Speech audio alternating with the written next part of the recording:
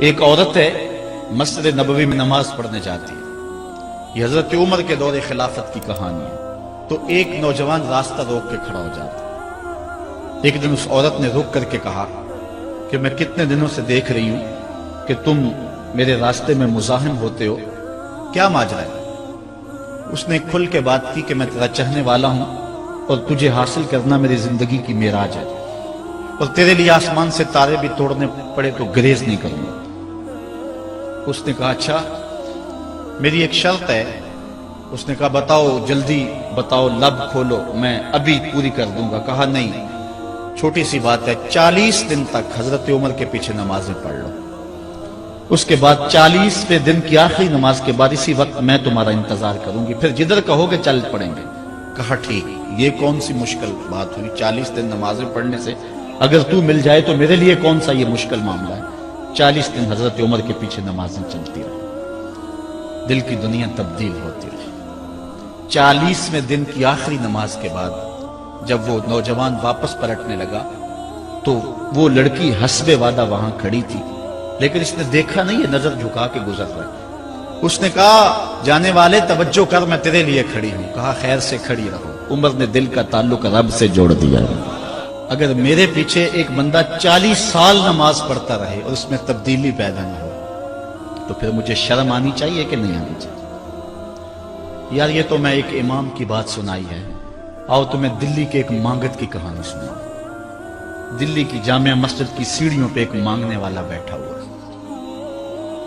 ایک بہت بڑا انگریز افسر مسجد کی وزٹ کے لیے آیا. اس نے ہاتھ پھیلا دیا. اس نے اپنی جیب سے پرس نکال کر کے چند روپے اس کی جیب میں رکھے. دوبارہ جب پرس ڈالنے لگا تو پرس گر گیا. اس مانگنے والے نے وہ پرس اٹھا کے سنبھال لیا. خیر کچھ وقت گزرا.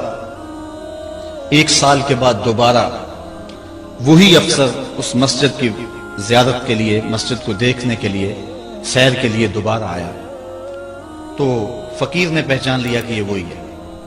اس نے کہا بابو جان ذرا 2 لمحوں کے لیے رکنا. کہا کیا ماجرا ہے؟ کہا بس 2 لمحوں کے لیے. دوڑ کے گیا، اپنی کٹیا سے وہ پرس نکال کے لے آیا اور اس کے ہاتھ میں کہا کہ پچھلے سال آپ آئے تھے، آپ کا یہ پرس گر گیا تھا آپ کی جیب سے. میں ڈھونڈتا رہا لیکن آپ نہیں مل پائے. میں نے سنبھال کے رکھا تھا کہ شاید دوبارہ کبھی ملیں تو میں ان کو دے دوں گا. اس کی آنکھیں پھٹی کی پھٹی رہ گئی. اس نے کہا جو ٹگا ٹگا مانگ رہا ہے، اتنا قیمتی پرس اور اس میں اتنی رقم، تو آسودہ زندگی گزار سکتا تھا، تو یہ پرس واپس کیوں کر رہا ہے؟ اس نے کہا مانگنے کی بات اور ہے لیکن یہاں ماجرا اور ہے. اس نے کہا کیا ماجرا ہے؟ اس نے کہا کہ اگر تیرا پرس میں سنبھال لیتا، رکھ لیتا، کام آ جاتا، 4 دن کی زندگی عیش سے گزر جاتی. لیکن مسئلہ یہ نہیں ہے. مسئلہ یہ ہے تو عیسائی ہے اور میں حضور کا غلام ہوں.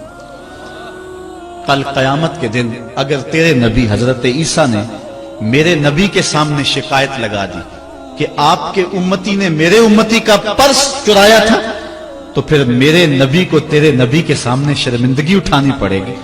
تو میں مانگت ضرور ہوں، بے غیرت نہیں ہوں کہ اپنے نبی کو تیرے نبی کے سامنے شرمندہ کروں. یہ تو مانگتوں کی کہانی ہے. آج تو بادشاہ لوٹ رہے ہیں، آج تو پیٹ بھاری نہیں رہے ہیں، اور ہم کہتے ہیں ٹکڑے ٹکڑے کر دیں گے. یہ زبانی دعوے ہیں، جمع خرچ ہیں. ایسا نہیں ہوگا. آؤ اپنے اندر تبدیلی پیدا کریں. ہم اپنی ماضی کی تاریخ پڑھتے ہیں تو حیرت زدہ ہو جاتے ہیں. لوگوں میں کتنی اخلاقی بلندی تھی، آج ہمارے اخلاق لٹ گئے. آج ہمارا کردار نہیں رہا. ہم مدینے کی گلی میں پھر دوبارہ چلتے ہیں. حضرت عمر رضی اللہ تعالیٰ عنہ کا دربار لگا ہے.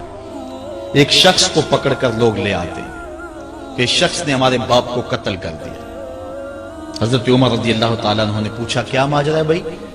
اس نے کہا جی واقعی میں ان کے باپ کا قاتل ہوں، لیکن میں نے قصداً قتل نہیں کیا. ہوا یہ کہ میں ایک مسافر ہوں، جا رہا تھا، راستے کے اندر سبز چراگاہ تھی، میرا اونٹ بھوکا تھا، اس چراگاہ میں داخل ہو گیا. اس کے بوڑھے باپ نے پتھر اٹھایا اور میرے اونٹ کو مارا. اس کی آنکھ نکل گئی.